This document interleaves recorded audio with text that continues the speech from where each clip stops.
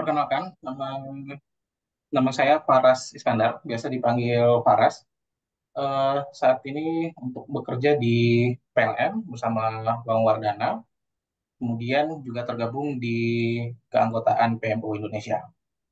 Mungkin itu dulu.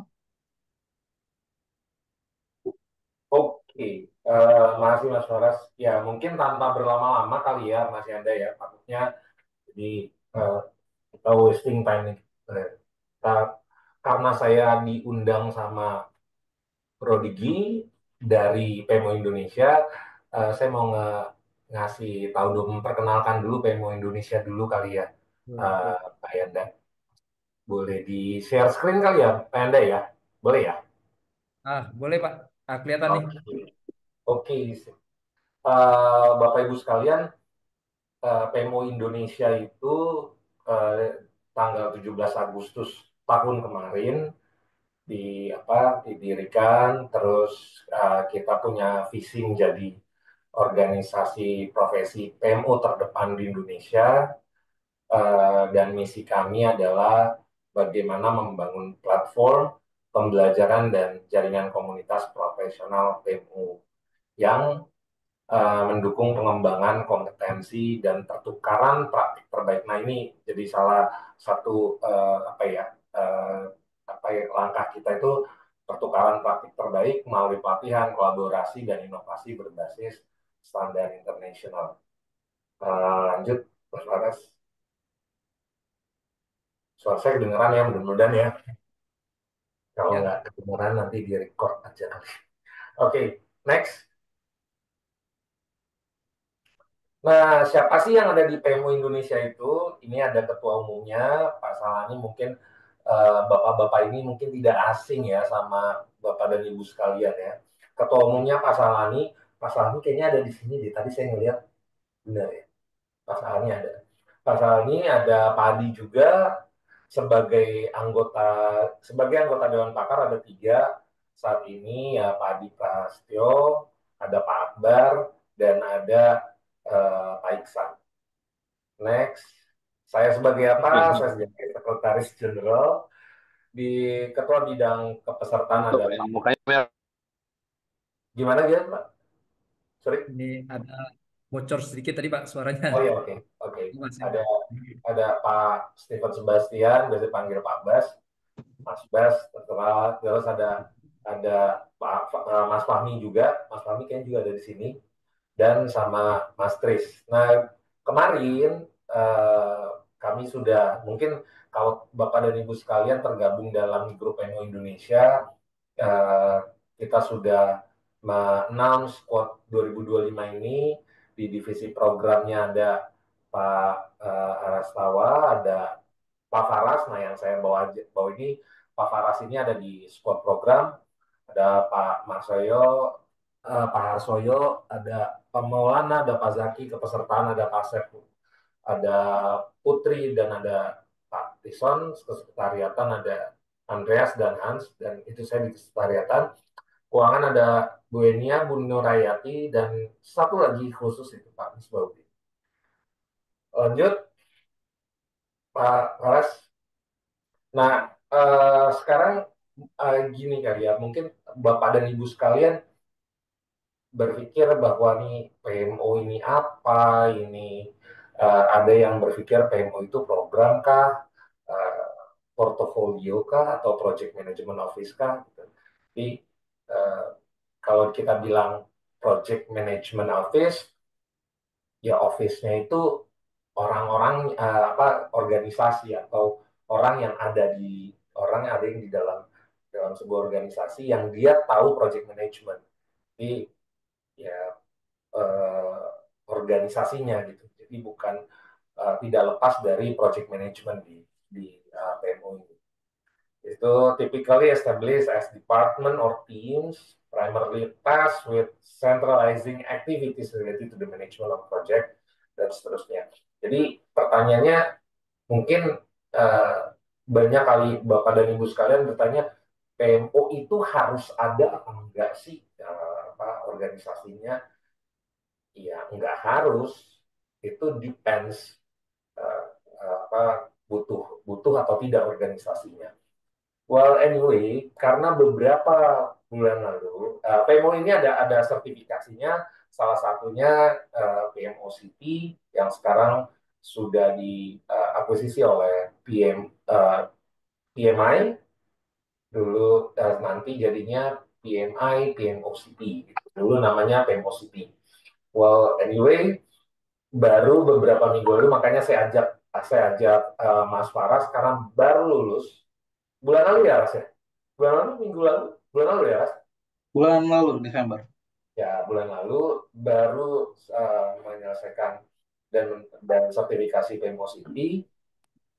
Jadi Mas Paras ini akan ngasih tahu nih apa sih PMOCP. Jadi teman-teman sekalian guideline-nya nggak hanya dari PMI atau PMI Global Alliance enggak, tapi ada banyak lagi guideline lain dari PMI atau dari PMI PMO atau dari PMO Global Alliance.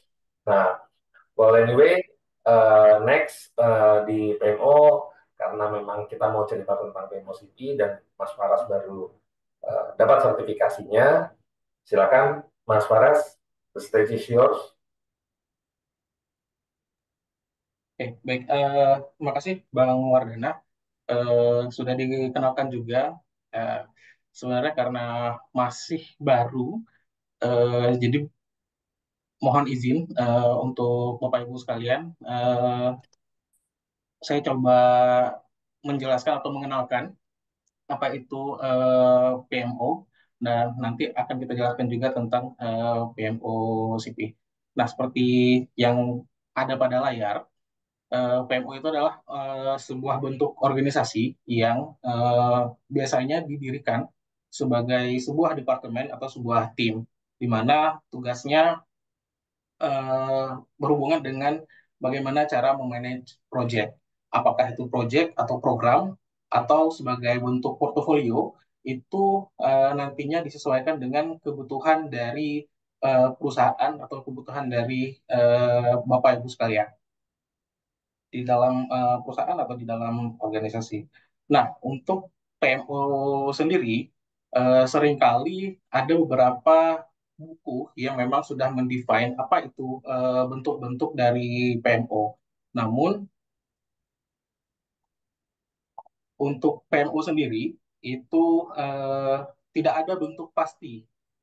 Apakah dia berbentuk sebagai strategik, apakah PMO itu mengurus kepada secara operasional dan ada beberapa mitos juga terkait dengan PMO bahwa PMO itu harus bergerak dari operasional kemudian menjadi taktikal kemudian menjadi strategik atau PMO strategik adalah tujuan akhir dari PMO.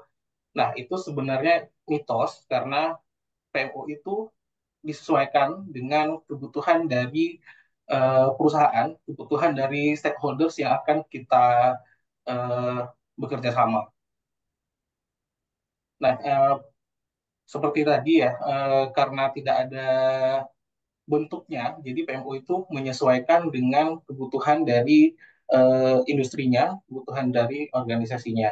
Nah, sesuai dengan kebutuhan itu, maka kita akan coba nih membentuk PMO itu kita cari dulu kebutuhan apa sih yang dibutuhkan oleh dari masing-masing stakeholders atau dari board of director-nya atau ya pemilik perusahaannya kita butuhnya apa. Nah, karena tadi belum tidak ada bentuk pasti, tapi dalam penjelasannya dari beberapa fungsi PMO itu kita akan kelompokkan menjadi tiga fungsi. Yang pertama adalah strategi fungsi.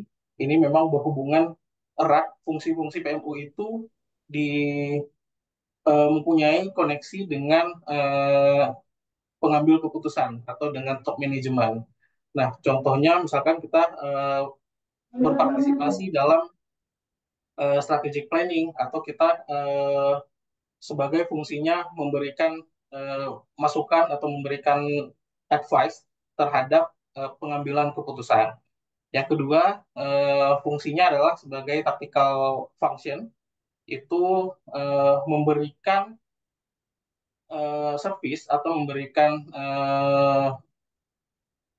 contohnya seperti memberikan training atau memberikan pelatihan-pelatihan kepada grup atau kepada individual yang berhubungan dengan PMO atau sebagai customer-nya. Kemudian yang terakhir adalah operational function, di mana PMO ini berjalan akan mengikuti sebagai secara individual atau terhadap satu proyek di dalam satu waktu. Nah, contohnya seperti PMO memberikan monitoring terhadap proyek atau memberikan audit, menyelenggarakan audit atau melaksanakan dokumentasi pada proyeknya. Baik, selanjutnya saya akan coba jelaskan terkait dengan PMO value ring.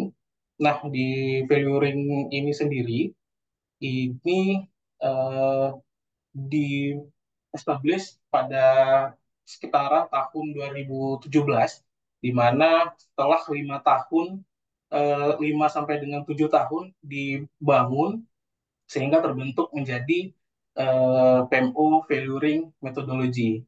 Nah, di PMO Valuing Methodology, secara kulitnya ya, saya coba sampaikan, terdapat 8 proses, di mana 8 proses ini eh, kita laksanakan berurutan sehingga seperti definisinya seperti cincin. Artinya ketika kita sudah melaksanakan dari step 1, 2, 3, 4 sampai dengan 8, maka kita akan mengulang lagi atau berputar lagi mengikuti kebutuhan dari perusahaan. Nah, yang pertama, untuk ini kelihatan nggak ya di Bapak Kelihatan, Pak. itu terlalu kecil ya? Ya betul. Yes. Oke, nanti untuk materinya akan coba kita share ya. Saya coba sebutkan satu persatu dari tahapannya. Yang pertama adalah define PMO function. Nah, bagaimana kita mendefinisikan fungsi atau kebutuhan dari stakeholders-nya kita, gitu. Nah, stakeholders ini siapa aja? Kalau dalam perusahaan kita bisa mengenal stakeholder sebagai eh, direkturnya kita atau atasan-atasannya kita yang eh, sebagai BOD-nya atau dalam partnership yang mungkin sebagai customer. Nah, itu kita harus definisikan terlebih dahulu eh, apa yang mereka butuhkan. Nah, setelah kita mengetahui apa yang mereka butuhkan, kita nanti bisa memberikan semacam proporsional atau kita urutkan yang mana yang menjadi stakeholders atau customer yang menjadi prioritasnya kita gitu. Nah, setelah kita ketemukan nih apa aja fungsinya, nanti kita akan lanjutkan ke tahapan yang kedua, di mana tahapan yang kedua adalah balance the mix of PMO function. Nah, dari fungsi-fungsi yang kita sudah definisikan atau yang kebutuhan-kebutuhan stakeholders yang sudah kita catat, kita list yang mana nih yang akan kita kerjakan dalam kurun waktu 1 tahun pelaksanaan eh, pekerjaan PMO-nya. Nah, dari list tersebut kita harus mix atau menyamakan karena dalam mengerjakan misalkan dalam satu fungsi itu kita harus eh, menyediakan beberapa waktu dalam pekerjaannya. Nah, ada yang secara short term, ada yang mid term, ada yang long term. Nah, dari ketiga fungsi waktu ini, kita coba seimbangkan mana nih fungsi yang dapat kita deliver lebih awal. gitu. Misalkan contohnya kita membuat reporting. Nah, reporting ini kan fungsinya lebih cepat gitu. Kita langsung dapat hasilnya, kita langsung dapat deliverable-nya. Nah, sementara misalkan contohnya untuk yang long term itu seperti metodologi, nah itu kan membutuhkan waktu atau misalkan kita menyiapkan sebuah proses bisnis untuk pekerjaannya. Nah, karena waktunya banyak, jadi kita harus coba seimbangkan antara pekerjaan-pekerjaan yang kita ambil sebagai langkah awal yang akan kita kerjakan di 1 tahun ke depan. Jadi kita susun yang mana yang sebagai solusi short term, yang mana yang mid term, atau yang long termnya. Nah, yang ketiga adalah establish PMO proses. Dari fungsi-fungsi yang sudah kita pilih, yang sudah kita atur jangka waktunya, kita susun proses pekerjaannya atau ya kita mengerjakan untuk dapat mendeliver fungsi tersebut, kita akan buatkan prosesnya bagaimana. Nah, di PMO Valuing itu ada aplikasinya, ada softwarenya, cuman ya karena saat ini sudah mulai diubah dan sudah diumumkan, nanti akan saya tampilkan perubahannya. Jadi untuk saat ini softwarenya sudah tidak bisa kita akses. Nah, dari software tersebut kita bisa melihat proses apa aja yang bisa kita dapatkan atau kita ambil untuk mendefine dari sebuah fungsi itu menjadi proses-prosesnya. Nah, selanjutnya ketika kita sudah membuat proses, maka bagaimana proses ini dapat dijalankan dari menjadi sebuah pekerjaan. Nah, kita masuk ke tahapan selanjutnya, yaitu mendefine PMO KPIs. Nah, KPIs ini ya seperti Key Performance Indicators, ini akan menjadi targetnya apa aja dalam 1 bulan atau dalam 3 bulan, 1 semester, target yang akan kita deliverables. Nah, setelah menentukan targetnya, kita masuk ke tahapan berikutnya, yaitu mendefine pekerjanya atau beberapa orang yang akan masuk di dalam tim, yaitu define PMO headcount and kompetensi. Di sini kita akan mengambil orang-orang yang akan bekerja di dalam PMO. Kita akan lihat kompetensinya, kita akan lihat skillsnya, itu akan kita sesuaikan dengan kebutuhan kita di masing-masing uh, fungsi yang sudah kita pilih sebelumnya. Oke, selanjutnya setelah kita mempunyai KPI, setelah kita mempunyai orang yang akan bekerja di dalam tim PMO, kita akan mengidentifikasi PMO maturity. Nah, PMO maturity ini kita targetkan PMO ini nantinya akan dari fungsi-fungsi yang sudah kita pilih, seperti pada slide sebelumnya, untuk 3 tahapan tersebut kita akan lihat PMO maturity-nya ini lebih ke tahapan mana. Jadi sebenarnya untuk function yang di awal itu, jadi kita bukan hanya melihat oh ternyata dari function yang sudah kita pilih ternyata banyaknya di function ke arah strategik nih kebutuhan PMO-nya.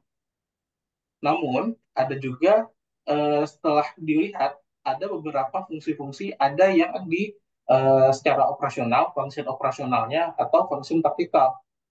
Nah, ini akan menjadi mix of function. Jadi PMO-nya itu tidak hanya sebagai PMO secara strategik, melainkan misalkan ada fungsi dokumentasi sebagai fungsi salah satu contoh fungsi yang ada di eh, operasional, maka dia akan menjadi PMO operasional strategi.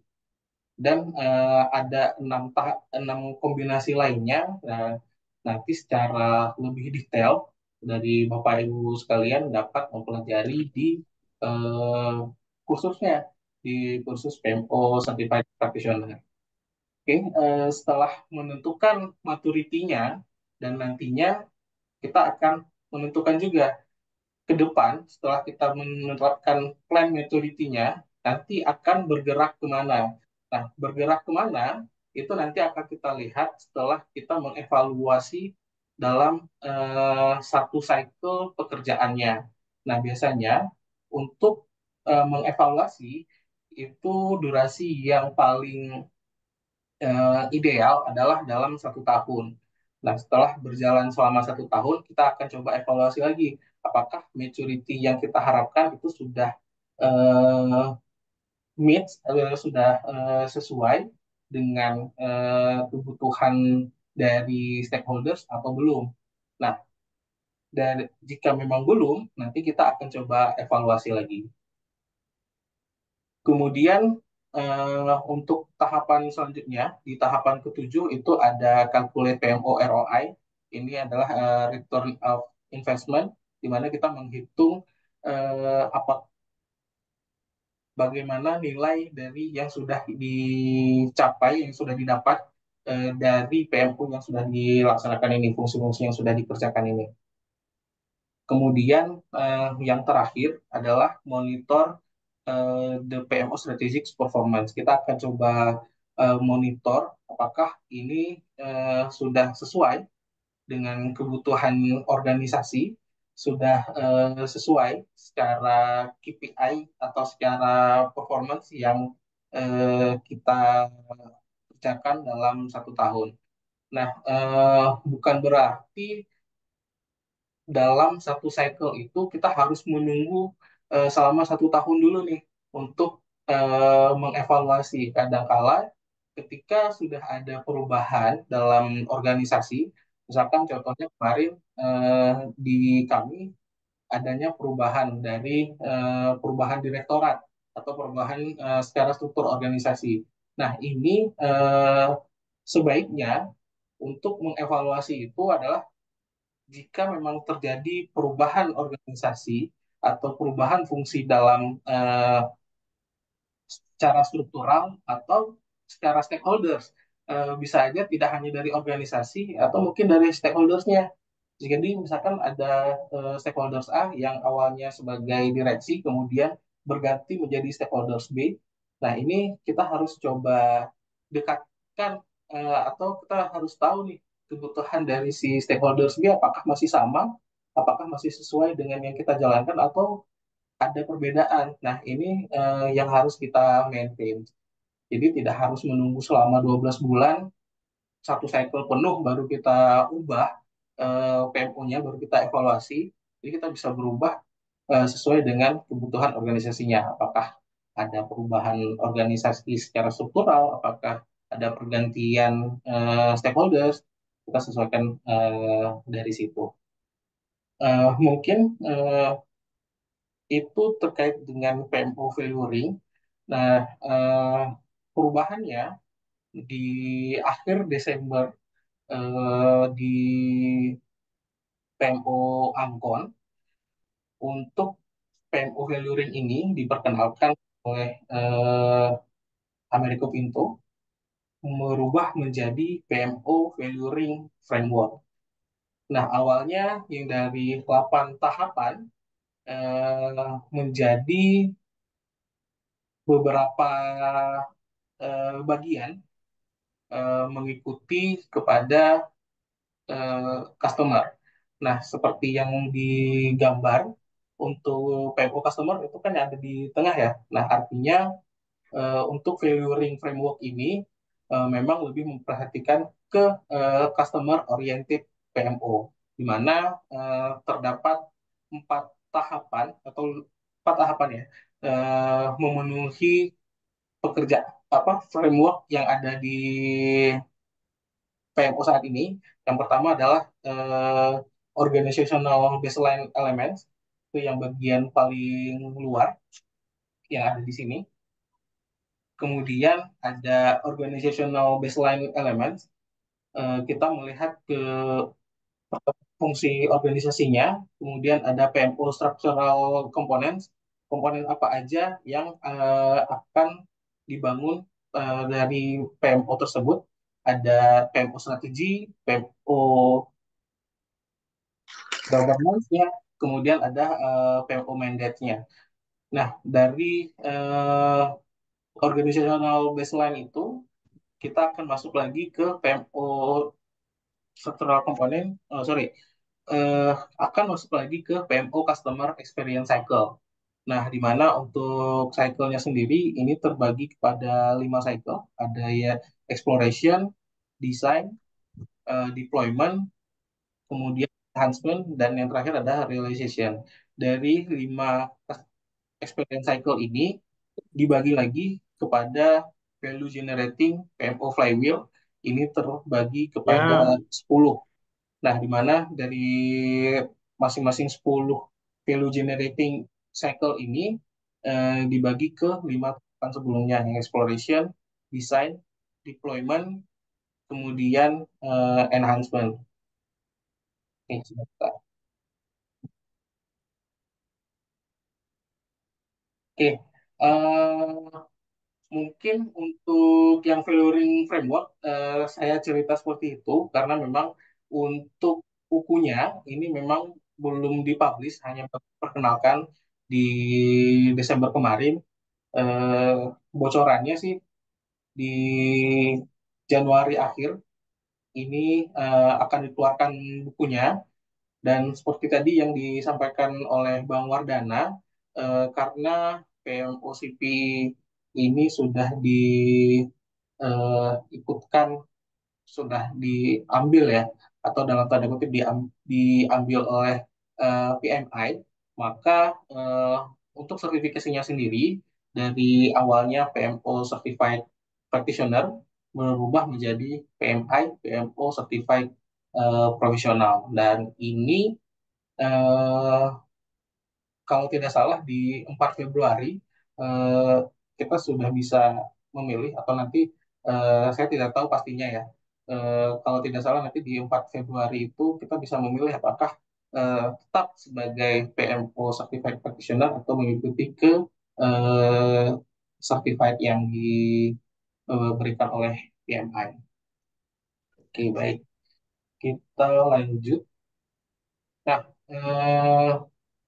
terkait valuing, saya coba jelaskan valuing mindset, di mana untuk valuing metodologi ini mengajukan agar PMU itu bersifat sebagai service provider. Nah, di mana kalau service provider sendiri, eh, kita pasti memiliki customer. Nah, customer ini itulah stakeholders-nya kita, gitu. Nah, stakeholders ini akan kita lihat kebutuhannya apa, ekspektasinya apa terhadap PMO. Nah, dengan memenuhi ekspektasinya stakeholder, itu adalah cara yang paling baik untuk menghasilkan value.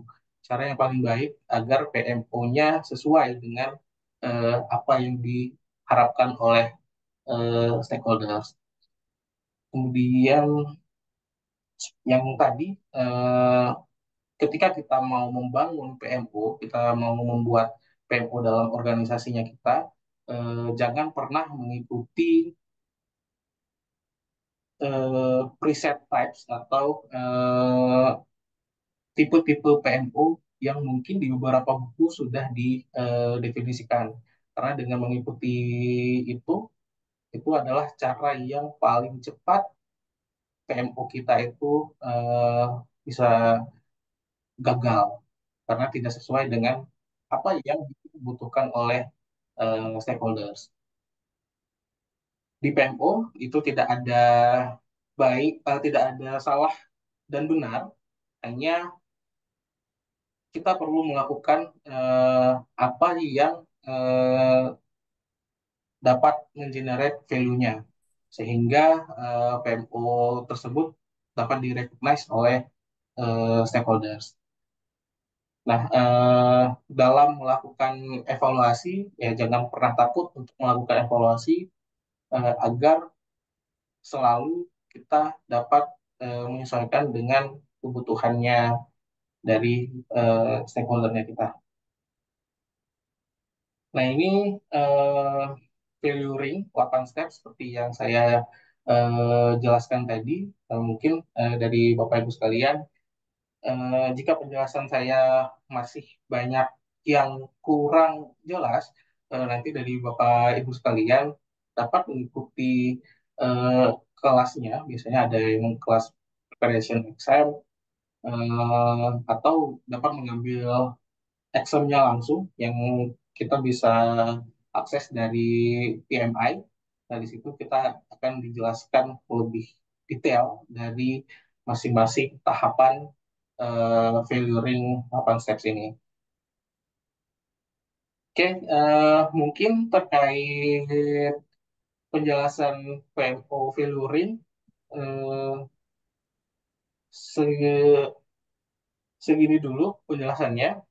Oke, berarti Ras besok udah berubah ya, udah berubah. Dan Nah, ya, Bapak Ibu sekalian tenang aja, kalau misalnya kalau Bapak Ibu pernah mengikuti PMO Indonesia, di sini tuh udah ada Bang Akbar. Bang Akbar itu pernah ngasih tahu bagaimana perubahan PMO dari PMO Value Ring ke sekarang di yang di ketika akuisisi sudah PMI, PMO, CP gitu.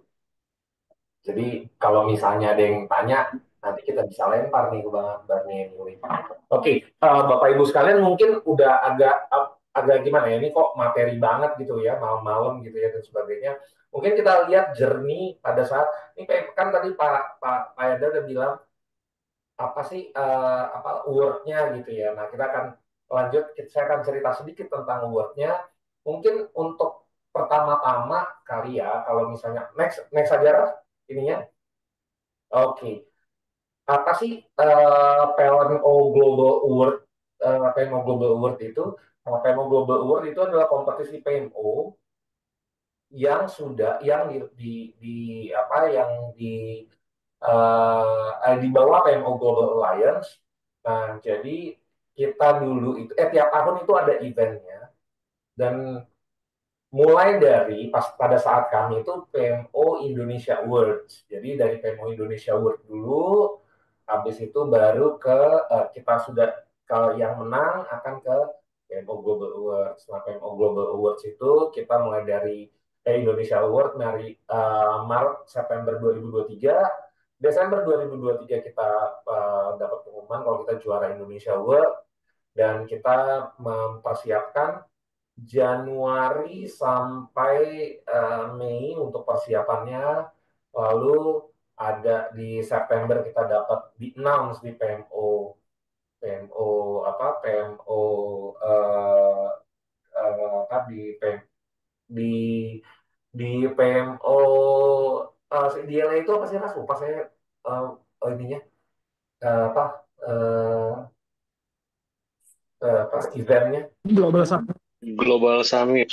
Oh ya Global Summit. Dan habis itu di Turki baru ada PMO Ancon. Di situ baru kita dikasih pas finalnya kita dikasih di announce bahwa kita dikasih piala untuk Asia Pasifik.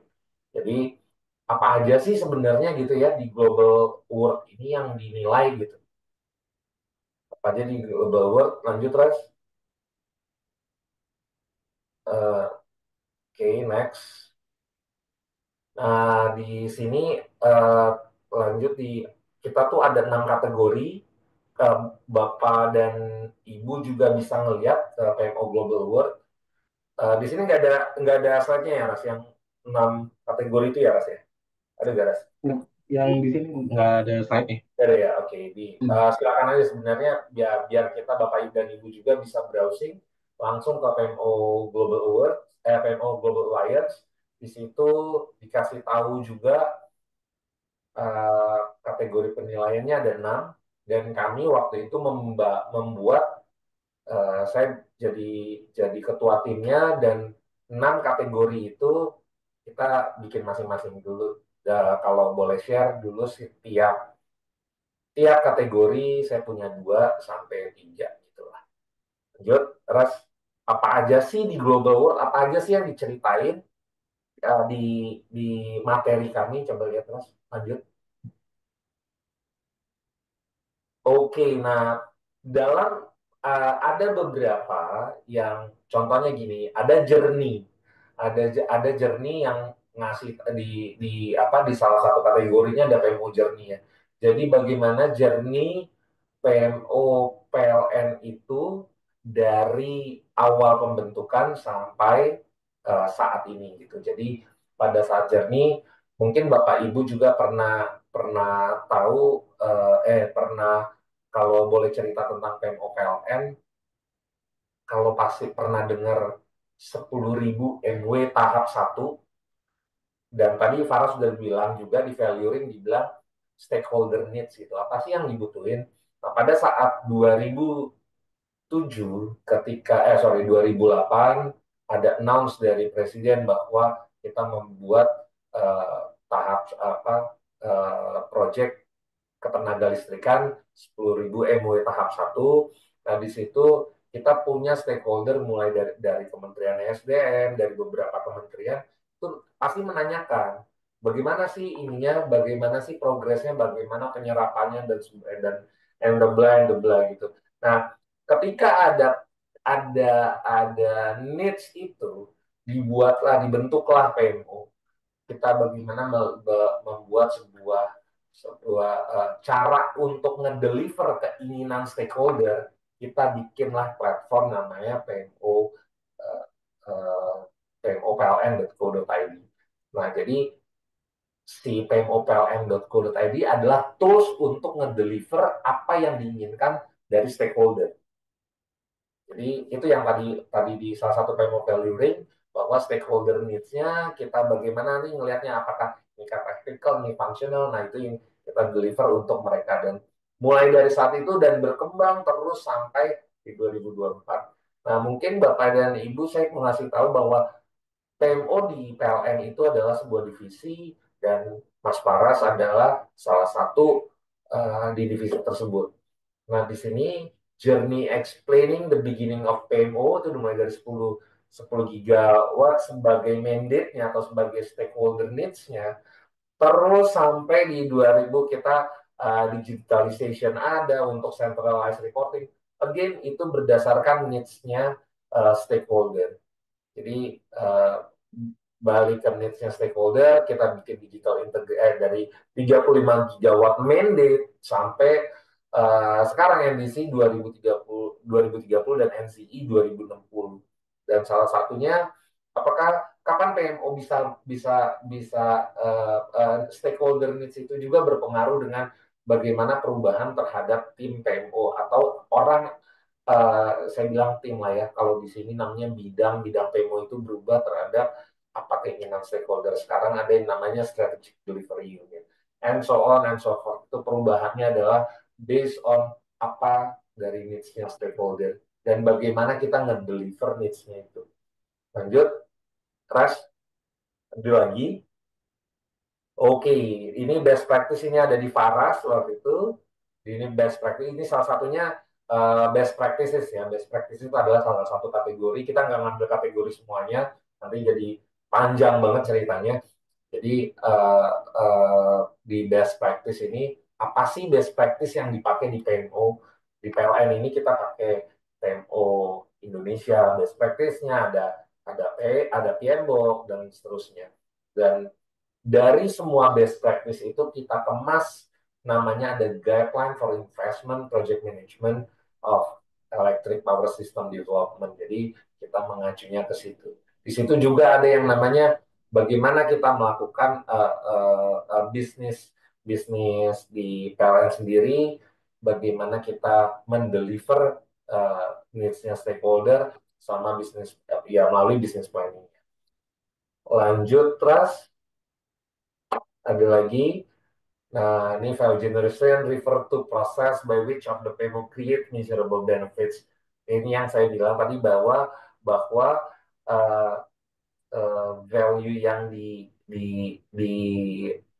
yang didapatkan dari PMO sebelum ada PMO dan setelah ada PMO dulu itu eh, fragmented gitu. Jadi kita mau ngelihat gampangnya kan salah satu kementerian misalnya meminta untuk well let's say progresnya atau isunya atau kenapa ini nggak selesai itu kan kita kita karena PLN itu tersebar seluruh Indonesia kita minta nih biasanya kementerian mintanya ke head office lihat dulu nih. Nah, itu kan ada apa ya? Ada timing untuk kita nge-gather semuanya data. Jadi bagaimana sih supaya tiap dia minta itu selalu ada dan bagaimana sih kita taruh itu di dalam sebuah platform jadinya. Jadi platform itu sebagai tools untuk mereka bisa ngelihat semuanya bahkan mereka bisa melihat data-data yang ada di dashboard jadi menjadi pertimbangan untuk pengambilan keputusan tiap baik BOD ataupun BD-1 lah juga bisa lah ya. Nah, itu beberapa value yang di-generate dari PMO PLN. Lanjut, Ras. Lagi? Untuk slide-nya sudah, Bang Yudi. Oke, jadi Bapak Ibu sekalian, seperti itu sharingnya dari PMO yang ada di baik yang di valuing yang ada sekarang dan uh, ada journey PMO itu sendiri. Terima kasih jika ada diskusi, kita sharing aja di sini. Silakan Bapak dan Ibu. Oke, Pak Dana dan Pak Faras, ini menarik ya. Jadi ternyata banyak ilmu baru ya yang saya nggak tahu mengenai project management office atau kita namakan program manajemen atau portofolio. Eh, untuk pertanyaan, Bapak Ibu, silakan raise hand di chat box atau sorry di partisipannya ya. Nah, silakan raise hand atau tulis pertanyaannya di chat box.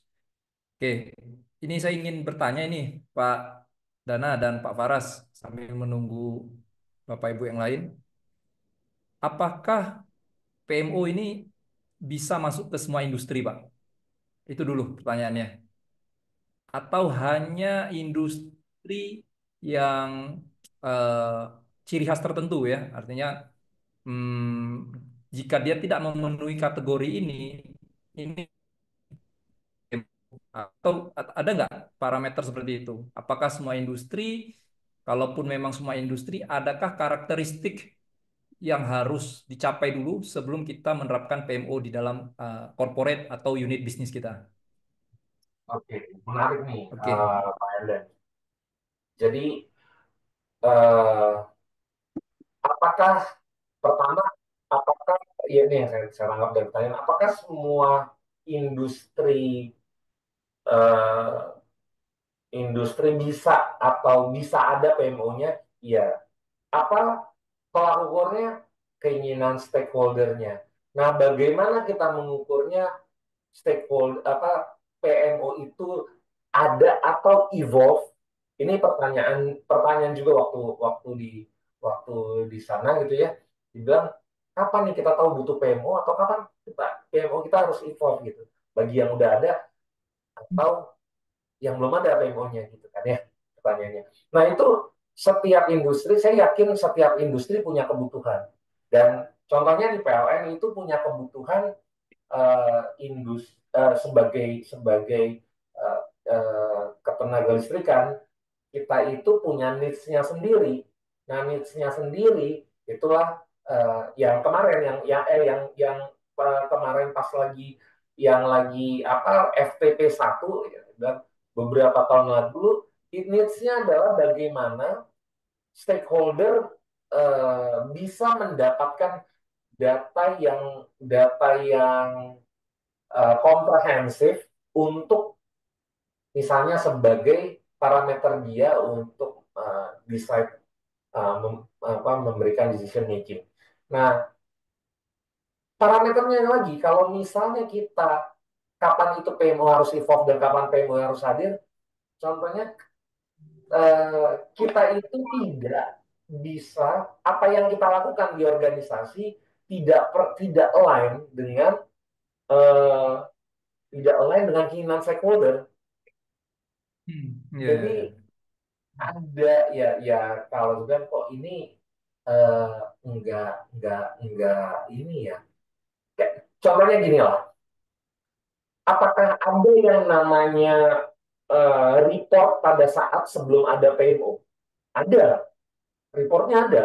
Hmm, hmm, Tapi hmm, apakah itu mereka kadang tidak puas atau they didn't satisfy with the report. Jadi kadang reportnya itu mereka nggak dapat update, maksudnya maksudnya di waktu yang mereka inginkan. Misalnya seperti itu. Contoh, pada saat memutuskan sesuatu, nih kamu project lambat nih ya. Ini kenapa ya? Mereka harus nge-gather data untuk tiap isu yang ada di situ takes time. Ada gak datanya? Ada. Dan di situ yang saya bilang PMO itu hadir di situ. Oke, jadi saya coba simpulkan. Pertama, stakeholder needs ya, dan stakeholder expectation yang jadi drive-nya dulu. Jika memang dari stakeholder ada kebutuhan dan ekspektasi, sehingga diperlukan orang yang mengintegrasikan atau mewujudkan keinginan mereka. Karena semua tim bekerja dengan cara masing-masing, bekerja dengan pola masing-masing, dan itu menyebabkan ketidaksamaan atau ketidakteraturan dalam memanage project ataupun value tadi ya. Mungkin singkatnya yang saya tangkap kira-kira begitu ya. Oke, kita ke Pak Romi dulu nih mungkin. Silakan Pak Romi, pertanyaannya. Ya, makasih Pak. Salam kenal Pak Romi dari Bandung, Pak. Makasih, menarik sekali presentasinya ya Pak Wardana, Pak Faras. Simpel saja Pak, perjalanannya kan cukup jauh. Kalau kami baru 2 tahunan, tadi udah hampir 20 tahun Pak ya, dari 2006. Mungkin pertanyaannya bisa mungkin menginspirasi kami semua. Pain point-nya Pak dari sekitar 20 tahun yang lalu, di pertengahan perjalanan sampai dengan sekarang itu apa saja Pak ya dalam membangun PMO ya, mungkin menjadi inspirasi buat kami. Terus gambaran timnya gitu Pak, perkembangannya dari sekian orang, mungkin masih rangkap-rangkap kayak gitu Pak ya, mungkin awal-awal sampai sekarang itu kira-kira sampai seperti apa. Kalau memang boleh diizinkan sharing itu Pak, sama sekalian siklus tinjauannya sendiri di internal tim PMO-nya untuk evaluasi gitu ya, misalnya entah bulanan, entah semesteran begitu itu seperti apa evolusinya dari waktu ke waktu Pak, biar kami punya gambaran. Makasih banyak Pak ya. Oke, Pak Romi, ini menarik banget pertanyaannya ya. Jadi pain point dari PMO sendiri adalah pada saat PMO dibangun, Pak. Jadi dulu 2011 saya termasuk timnya. Bagaimana ngebangunnya pertama itu nggak langsung jadi divisi, Pak Romi. Jadi Hmm. kita tim, habis itu eh, eh, apa di tim itu karena kita kan ya Indonesia dan 10.000 MW, ada yang 3 MW, ada yang di ujung sana berapa MW dan seterusnya. Bayangkan tim itu di ngambil dari tiap unit, Pak. Kita ngomongnya tiap unit. Kita ngambil unit, terus bagaimana kita ya kita ada meeting, kita ada meeting juga tim itu. Dan pada saat itu launch, PMO itu launch. Jadi banyak keinginan stakeholder dan kita butuh ya lebih simpelnya data. Kita gather data, kita gather isu, kita gather apapun supaya mendeliver ke stakeholder itu. Dan yang terjadi adalah resistansi. Nggak ada yang mau Pak tiba-tiba ada kerjaan. Nggak ada yang mau, beneran. Apalagi nggak masuk ke KPI. Ini PMO dibikin nih, bikin kerjaan aja nih, pasti kayak gitu. Dan itu nggak mudah kita nge-overcome-nya. Jadi what should we do adalah ketika kita ngomong tentang PMO, kita harus kasih tahu dulu bahwa nanti the value yang bisa dikasih dari apa yang teman-teman berikan adalah seperti ini untuk organisasi. Itu yang paling penting. Dan bagaimana kita tetap apa ya? Kita tetap ibaratnya menempel ke stakeholder. Jika mereka tidak bisa, kita berikan training, kita berikan guideline, kita berikan apa. Jadi mereka pun menjadi stakeholder kita, artinya kan unit itu jadi stakeholder kita supaya Pak, apa yang nggak bisa, apa yang harus dibantu, apa yang itu pain point kami adalah resistansi dari tiap unit. Dan kalau nggak salah dulu ada unitnya tuh UIT tuh ada 16 kalau nggak salah deh. Oh, banyak banget lah. Nah, banyak banget itulah yang jadi resistansi kita. Dan kita pelan-pelan, Pak. Pelan-pelan, terus kita bikin KPI-nya tiap unit. Kita bikin bagaimana kita mengevaluasi PMO-nya adalah KPI. Begitu. Tapi menarik menarik ini nih. Mungkin ada perspektif lain. Karena jadi gini, Bapak Ibu sekalian, saya menjadi tim pada saat develop PMO. Jadi tapi sekarang saya nggak di divisi PMO. Saya nggak tahu di dalam 2 tahun terakhir ini mungkin uh, Faras bisa sharing apa sih buat ngevaluasinya dan KPI-nya apa dengan perubahan terhadap tim yang namanya SDU. Silakan, Ras, Oke, di sharing. baik. Terima kasih Pak Romi, terima kasih Bang Dana untuk penjelasannya. Mungkin saya izin tambahkan juga ya. Dalam beberapa tahun ini, saya kebetulan sudah 7 tahun di divisi PMO. Nah, memang yang menjadi permasalahan ya, terutama karena ya kita berbicara di perusahaan kami, itu eh, sangat cepat dalam eh, adanya perubahan organisasi. Yang pertama, di saat sekarang aja, dalam 7 tahun, kita sudah mengalami perubahan organisasi, perubahan direktorat sebanyak 3 kali. Nah, dari perubahan direktorat, itu juga akan merubah ke fungsi usernya. Nah, begitu usernya berubah, eh, kita akan coba maintain lagi nih. Nah, bagaimana maintainnya? Ya, seperti tadi kita coba lakukan training.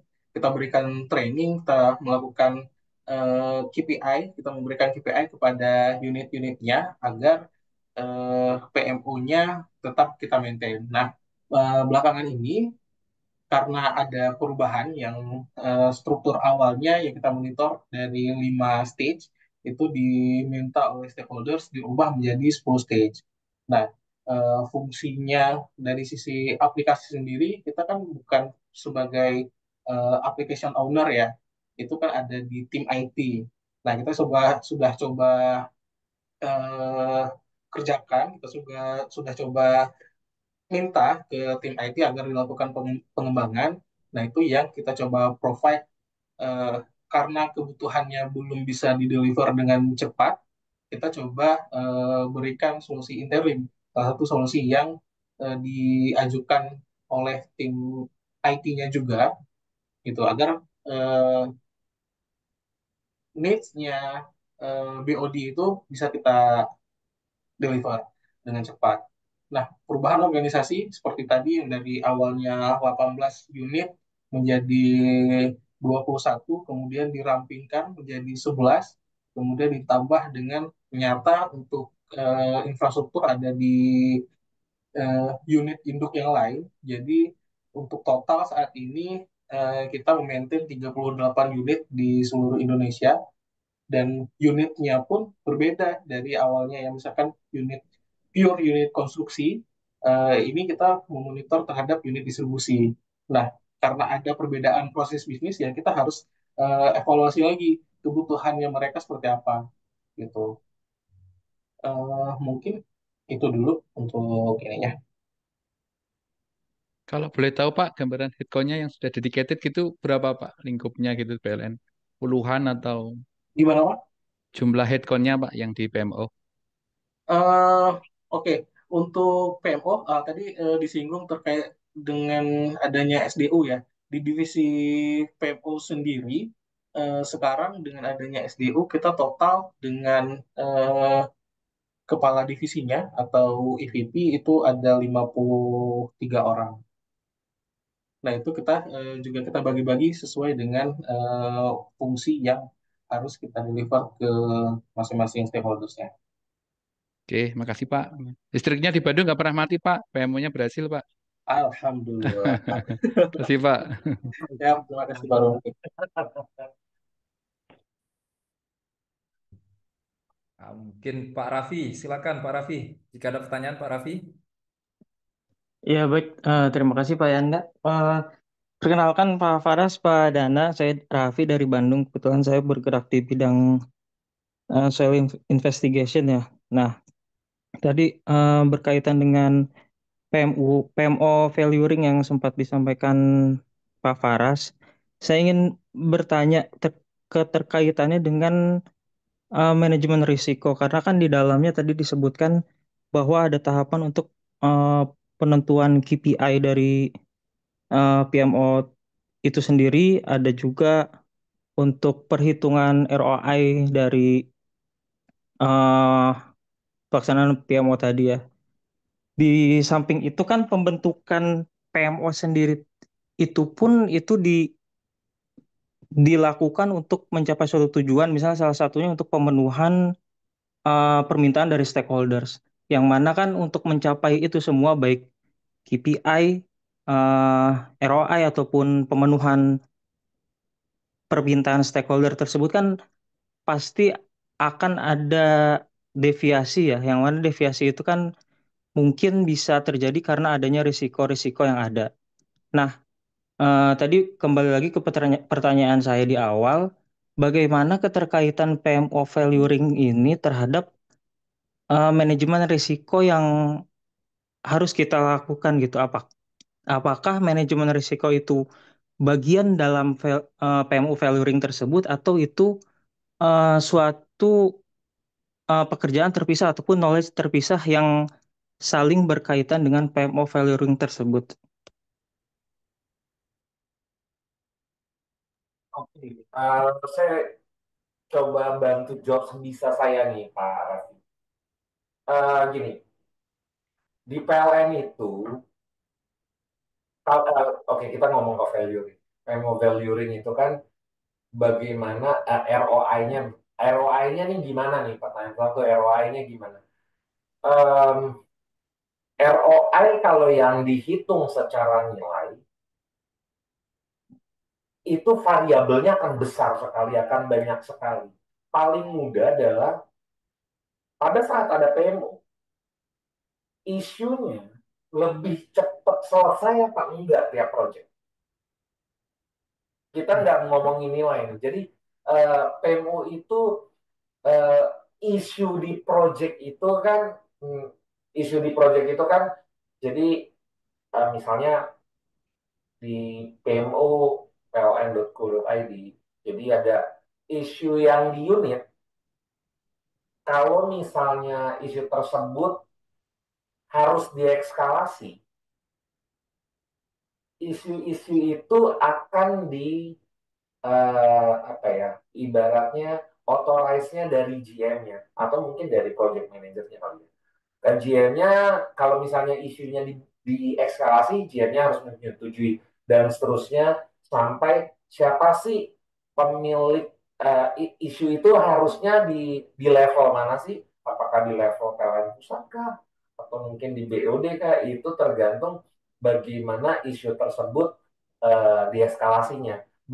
Bagaimana isu tersebut harus diselesaikan oleh siapa. Nah, itu menjadi keinginan stakeholder supaya beberapa isu di pembangkit supaya mereka tidak terlambat isunya harus cepat diselesaikan. Akhirnya apa? Dari hal itu KPI-nya adalah penyelesaian isu project. Mungkin mungkin itu bisa bisa menjawab apa sih risknya mungkin ketika dibanding risiko itu tidak cepat diselesaikan karena memang itu harus diselesaikan sama BOD harus diselesaikan sama PLN pusat divisi ya mungkin akan lama, tapi dengan adanya PMO, isu tersebut lebih cepat dan ya eh, ya ya pasti ketika ada isu pasti ada risiko di isu itu gitu. Ada gak hubungannya? Di yang saya dapatkan sampai sekarang hubungannya itu. Gitu Pak Raffi. Mungkin Mas Mas Faras eh, bisa menambahkan kalian dari centralized payment juga si Gita juga bisa ya Ras ya risknya ya. Coba diceritakan Ras. Silakan Ras. Oke, baik. Untuk yang saat ini ya, yang eh, ada di perusahaan kami, bagaimana kita monitor risk itu ya bukan satu ini ya. Kalau dibilang ilmu yang berbeda, itu ada spesifikasi ilmu sendiri, memang ada kompetensi sendiri terkait dengan risk, terkait dengan risiko. Namun di PMO valuing memang kita tidak berbicara secara eksplisit ada risiko. Namun risiko itu pasti akan menempel ke setiap pekerjaannya. Nah, bagaimana misalkan contohnya di KPI, bagi ketika kita mendefine proses. Nah, pasti di pengerjaan proses atau mengerjakan KPI itu pasti ada risk-nya gitu. Jadi memang bukan satu hal yang dapat dipisahkan gitu. Untuk monitoringnya di PMO sendiri, kebetulan saya yang berkecimpung di PMIS-nya, di aplikasi PMO, kita ada modul risk juga, seperti yang disampaikan Bang Dana. Jadi isu itu pasti berkaitan eratnya dengan risiko. Nah, di sisi risiko sendiri, memang eh, pasti akan kita coba mitigasi eh, gitu. Jadi setiap proses, setiap pekerjaan itu pasti ada risikonya. Nah, memang eh, bagaimana kita memitigasi, memang ada ilmu tersendiri terkait dengan risiko apa ilmu ilmu ilmu dasar bagaimana kita mengelola risiko itu memang ada ilmu yang terpisah, tapi dalam pekerjaannya kita pasti akan memonitor risiko itu. Mungkin eh, itu dulu. Semoga menjawab pertanyaannya, Pak Raffi. Eh, Berarti ketika kita di awal menentukan ingin membentuk suatu ingin ingin mengimplementasikan PMO, di situ secara paralel juga kita menyiapkan manajemen risikonya ya untuk memitigasi isu-isu yang mungkin muncul selama pelaksanaan atau eh, keberjalanan PMO itu sendiri ya. Kalau dari Walaupun secara ya, secara tadi PMO value ring tidak ada di dalamnya, tapi kita secara paralel harus tetap menyiapkan itu ya, karena untuk memitigasi isu yang ada seperti itu mungkin ya Pak.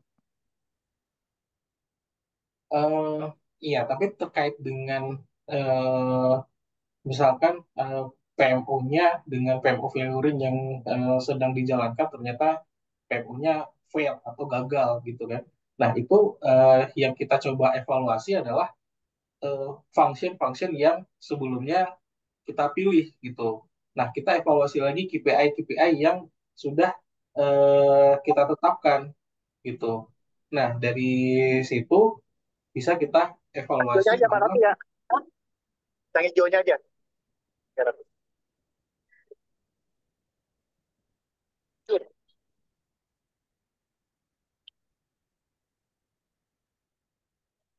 Oke,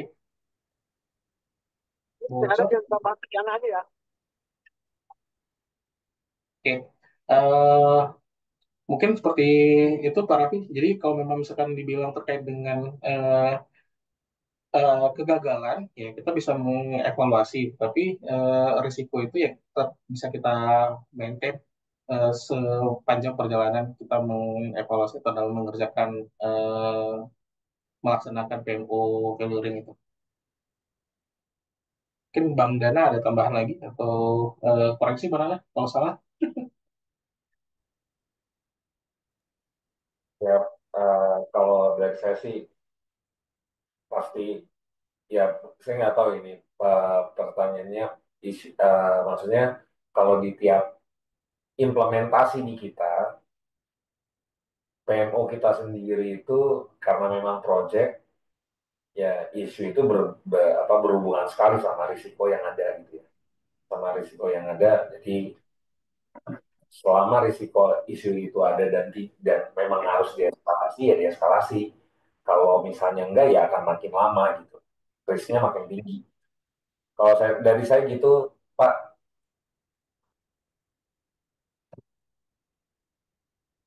Baik, Makasih. terima kasih Pak Makasih, Pak. Dana dan Pak Faras untuk insight.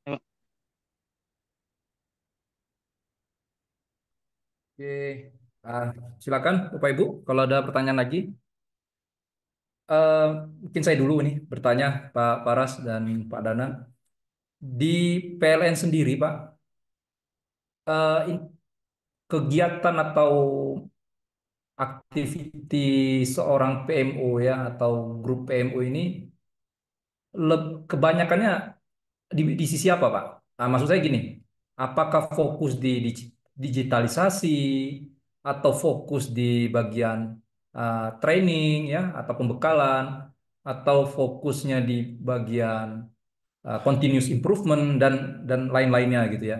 Nah, kalau bisa dibagi atau diceritakan di mana sih? Karena yang awam ini kan belum tahu kegiatannya PMU apa realitinya di PLN atau di industri lain itu seperti apa gitu, Pak Paras dan Pak Dana. Mungkin nanti ditambahin Faras ya. Jadi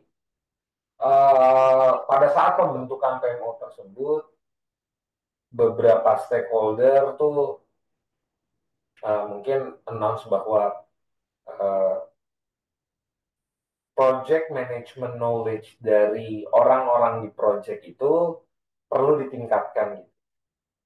Nah, apa yang kita lakukan gitu ya? Kita ke PM-PM-nya juga, kita melihat juga dan bagaimana kita uh, uh, membantu atau memberikan train itu ke uh, orang-orang project gitu ya. Termasuk, nah dari PMO sendiri, saya apa ya, mendorong supaya setiap adakan training di training PMP. Nah, kita sekarang waktu itu saya ngobrolnya sama orang diklat gitu ya, dan kebetulan akhirnya maksudnya itu dilihat eh, itu memang perlu dan akhirnya kita melakukan melakukan banyak yang ditrainingkan untuk PMP dan training Pembok untuk mengambil sertifikasi PMP. Nah, itu salah satunya tuh Pak Yenda. Itu sekarang udah berapa mas di Thailand? 100 ya? 100 kalau nggak salah Hmm, ya. sudah ya, kurang Ya, lebih ya, gitu 100. 100 yang certified certified PMP di PLN gitu. Jadi itu salah satu bagian untuk bagaimana kita improve the knowledge gitu ya. Mungkin kalau dari Paras gimana Ras? Digitalisasi gimana Ras? Ya, di PMO kami sendiri, karena kita bergerak di dalam satu divisi, ka- kami dibagi kepada beberapa bidang. Nah, salah satunya yang bidang eh, saya itu di PMIS, Project Management Information System, kita mengelola dari sisi aplikasinya dan kita mengelola terkait digitalisasi yang ada di lingkungan eh, lingkungan direktorat kami di Direktorat Manajemen Project. Nah, di situ saat ini kami mengelola ada aplikasi PMO sendiri. Kemudian tadi yang menjadi solusi interim saat ini aplikasi Motion. Kemudian ada aplikasi sistem digital tagihan itu untuk mempercepat proses pembayaran yang ada di vendor.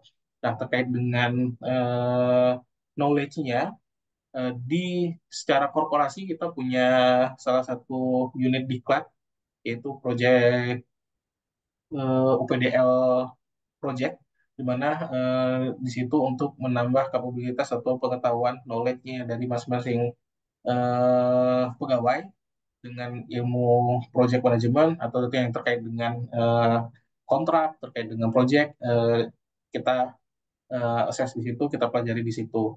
Nah, salah satu bidangnya yang mengurusi itu dari sisi pengembangan risiko dan benefit, bidang PRB itu mengurus terkait dengan itu. Nah, mungkin satu contoh lagi terkait dengan proses debottlenecking project-project saat ini. Nah, project kan kita tahu ya, tidak semua project bisa berjalan smooth sesuai dengan schedule-nya. Nah, salah satu fungsi dari strategic delivery unit ini adalah melakukan debottlenecking terhadap permasalahan-permasalahan yang ada. Dan salah satu fungsinya lagi, saat ini kami di bawah Direktorat Mega Project, di mana kalau secara korporat ada beberapa direksi. Nah, kita mau melakukan monitoring secara end-to-end. Di bottlenecking-nya adalah dari sisi perencanaan sampai dengan eksekusi.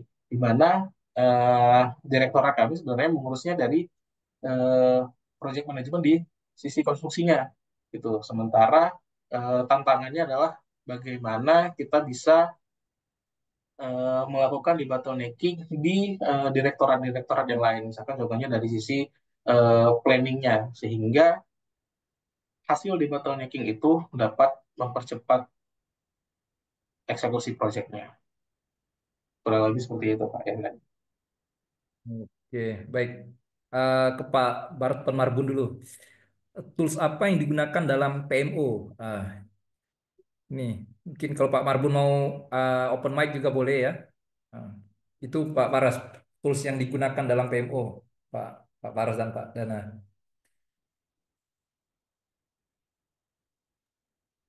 Tools.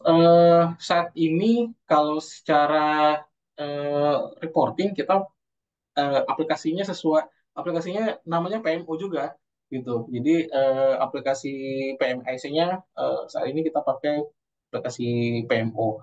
Nah, tools mungkin dapat di ini ya, maksudnya tools ini apa aja yang dimaksud? Contohnya kalau terkait dengan pelaksanaan proyeknya, pedomannya, Blue Book tadi yang ada di presentasi kami itu yang menjadi pedoman pelaksanaan proyek dari inisiasi sampai dengan selesai. Itu jadi salah satu tools juga. Itu mungkin dari Pak Barto ada ini, ada penjelasan lebih lanjut. Atau mungkin dari Bang Wardana mau tambahan lagi?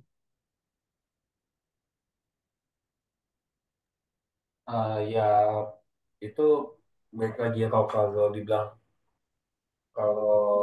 dibilang toolsnya ya tergantung dari si stakeholdernya mau apa nih. Jadi kalau tools yang dibangun untuk eh, pembayaran ada, tools untuk bangun monitoring ada gitu. Jadi ya kalau dibilang toolsnya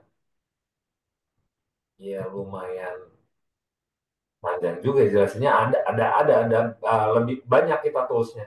Jadi depend sama eh, apa nih yang pada saat kemarin bahwa stakeholder ya salah satunya kontraktor adalah stakeholder kita bagaimana kita membuat pembayaran itu lebih cepat kita pakai stakeholdernya di di toolsnya tools pembayaran mungkin saya bisa bikin garis besarnya gitu kali ya Pak Marbun. Mungkin Pak Marbun kalau ada pertanyaan lebih lanjut atau klarifikasi, silakan ya. Kita buka kesempatan buat open mic. Jadi untuk Bapak Ibu yang lain, jika ada pertanyaan, boleh raise hand atau tulis di chat box. Pak Faras dan Pak Dana, saya ingin tanya lagi nih Pak. Dari sisi apa namanya organization strategi ya, apakah PMO dilibatkan dalam penentuan investasi, Pak? Misal ini mau invest 10 megawatt di NTT, contoh aja Pak ya, atau di NTB misalnya ya, atau mau invest 100 megawatt di Kalimantan Tengah atau di Kalimantan Utara, misal hal-hal yang seperti itulah Pak ya. Apakah PMO dilibatkan Pak dalam hal penentuan organization strateginya? Oke, baik. Untuk saat ini, untuk penentuan itu seperti tadi ya, saat ini kita dilibatkan. Jadi Hmm. salah satu fungsi yang tadi saya jelaskan, kita jadi tahu terkait dengan connectivity dari antara pembangkit, antara transmisinya, gardu induknya, dan connectivity di sistemnya.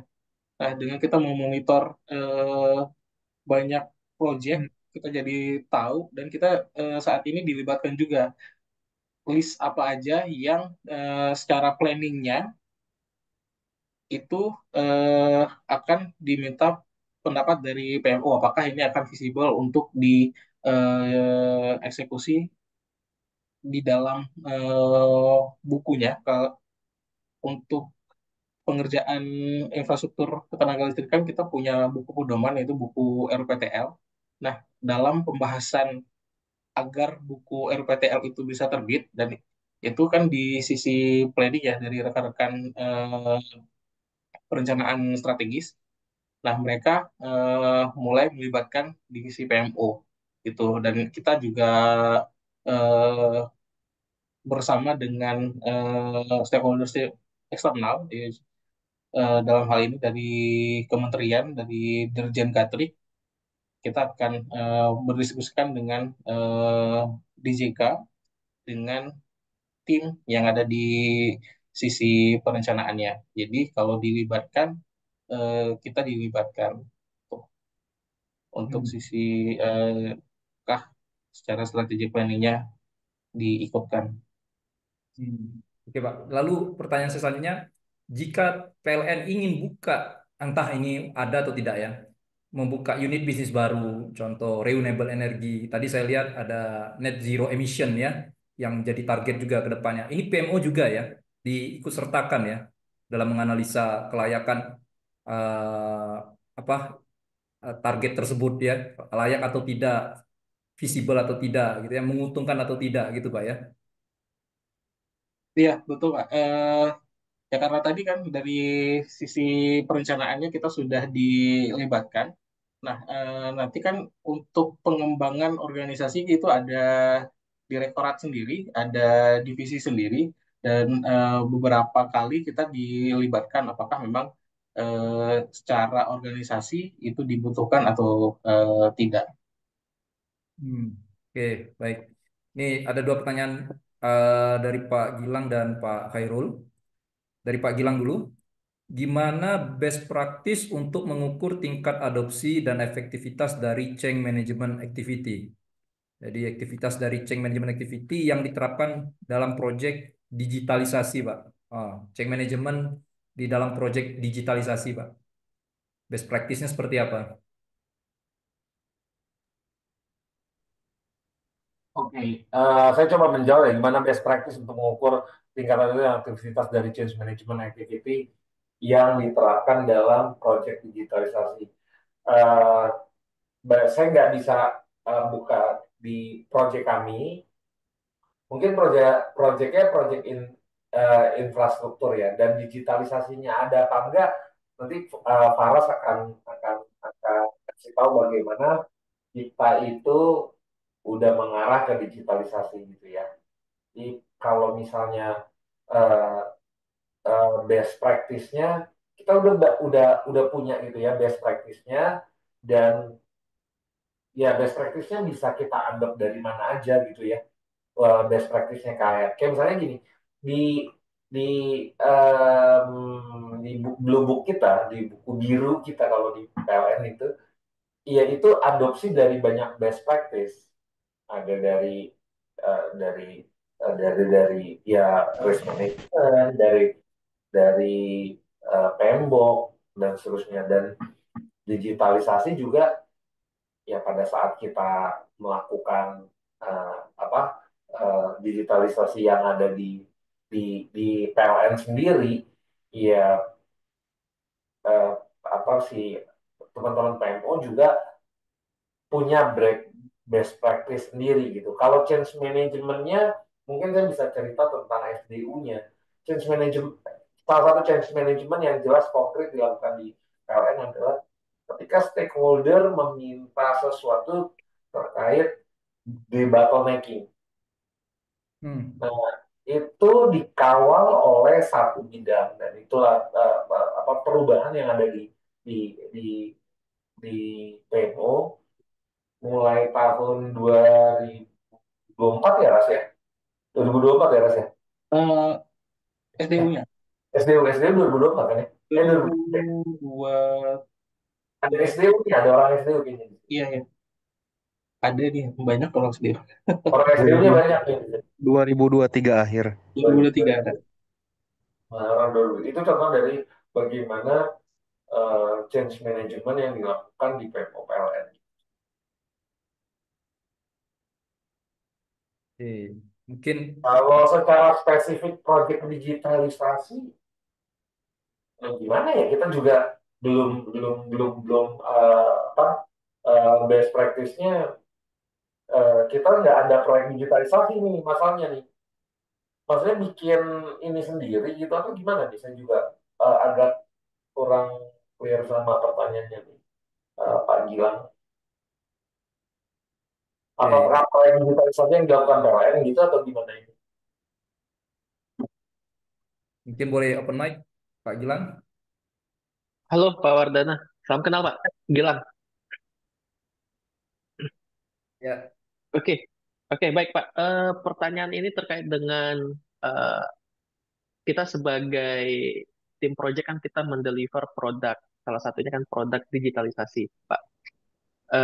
Produk-produk itu kan tentu sesuai dengan request dari user. Nah, eh, kita ingin melihat Pak, seberapa efektifkah setelah kita deliver produk kita, post projectnya itu seperti apa, bagaimana tingkat utilisasi dan efektivitas dari produk kita itu sendiri. Nah, tentunya kan dalam kita mendeliver sebuah produk tentu akan ada beberapa perubahan seperti bisnis proses, prosedur dan lain-lain. Nah, saya pengen tahu Pak bagaimana caranya ataupun tools yang bisa kita gunakan untuk melihat seberapa jauh perubahan yang sudah kita deliver kepada user. Nah, salah satunya mungkin yang biasa kita gunakan adalah utilisasi penggunaan aplikasi itu sendiri. Kita bisa lihat tingkat transaksi, traffic, dan lain-lain. Tetapi itu kan hanya berdasarkan penggunaan aplikasi. Nah, tentu kan kita harus mendefine beberapa parameter. Nah, untuk yang itu yang saya masih masih blank, Pak. Mungkin bisa dibantu terkait dengan itu. Terima kasih. Oke, karena gini Pak Gilang, mungkin saya akan memberikan contohnya di PLN pada saat kita tools yang kita deliver ke teman-teman unit, eh, contohnya pmo.pln.go.id, PD kita gitu ya, apa sih jatuhnya apa sih yang akan eh, kita bisa mengatakan tools itu kita pakai tools apa sih supaya melihat keefektivitasannya gitu ya di ya yang pasti kalau di pmopln.co.id kita kita nggak kita berkala menanyakan bagaimana tools tersebut eh, apa ya maksudnya meringankan dia memudahkan dia untuk eh, untuk menjalankan proyek dan seterusnya gitu. Mungkin dari si Dita eh, Mas Faras akan ngasih tahu nih. Setelah si Dita itu tools untuk pembayaran. Nah, itu gimana tuh Ras? Coba Ras diceritakan Ras pada saat itu launching dan bagaimana kita mengetahui efektivitas dari tools tersebut Ras. Oke, mungkin dari beberapa ini ya, dari beberapa aplikasi yang kita maintain selain tadi yang disebutkan, eh, bagaimana secara kuantitas terhadap transaksional datanya itu benar. Kita akan cek apakah eh, yang kita deliver itu sudah sesuai dengan ekspektasinya terhadap perubahan yang diminta. Selain itu, yang pasti kita lakukan adalah secara berkala kita akan melakukan survei. Apakah eh, yang kita aplikasi yang kita jalankan itu sudah mengakomodir kebutuhan dari masing-masing usernya gitu.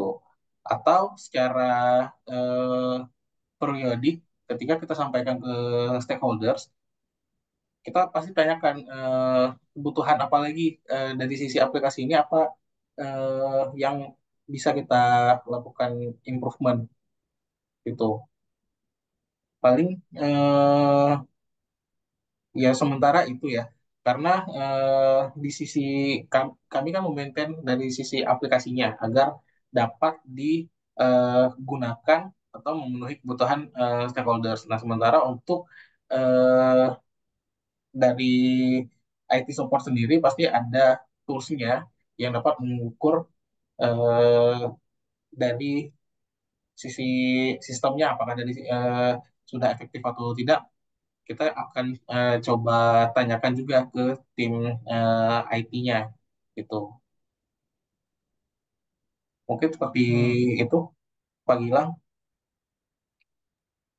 Baik, Pak Faras. Terima kasih, Pak Faras. Ya, pertanyaan saya ini terkait dengan eh, post post project itu kan tentu terkait dengan efektivitas dari delivery kita.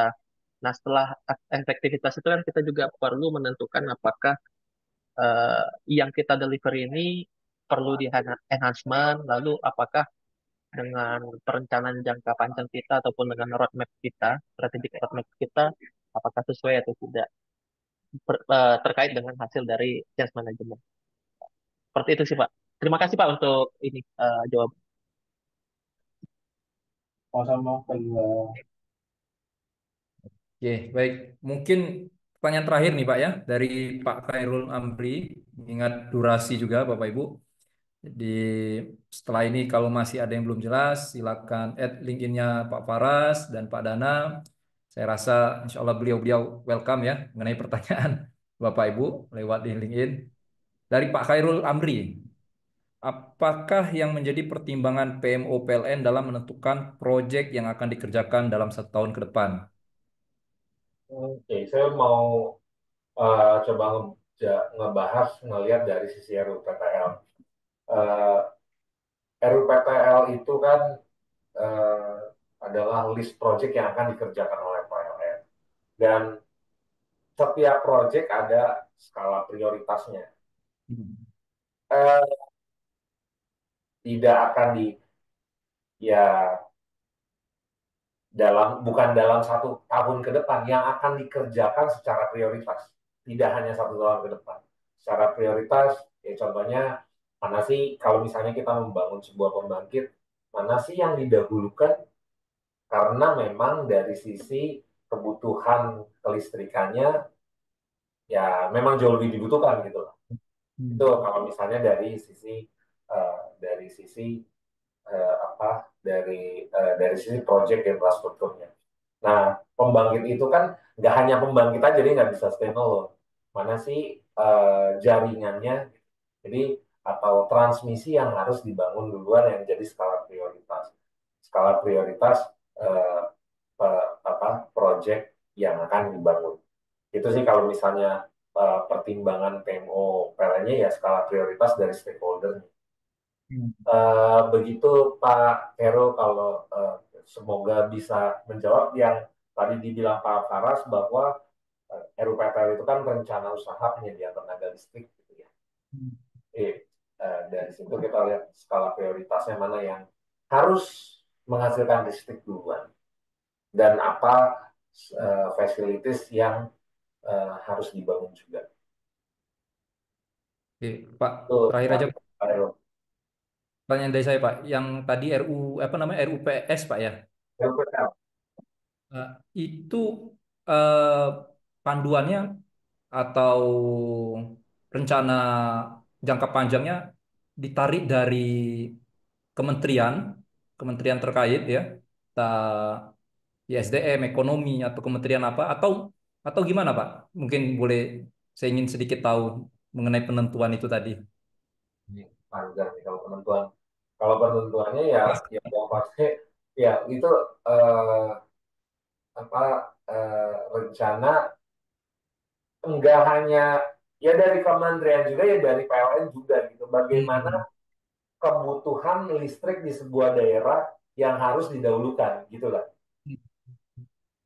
Oke, ya, Iya, jadi yang terlibat itu nggak hanya dari ya nggak hanya satu kementerian gitu loh Pak. betul betul. Oke, oke. Baik, eh ingat durasi ya, Bapak Ibu, kita nggak bisa lebih panjang lagi. Terakhir dari Pak Faras dan Pak Dana untuk sesi kita pada malam hari ini dan sekalian penutup ya, eh, saya persilakan. Mungkin Pak Faras dulu boleh. Untuk closing statement, Closing statement boleh. Atau PMO, sebagai seorang PMO kita harus seperti apa? Mungkin boleh Pak, sebagai closing statementnya. oke. Apa ya? Jadi bingung nih, tiba-tiba ada closing statement.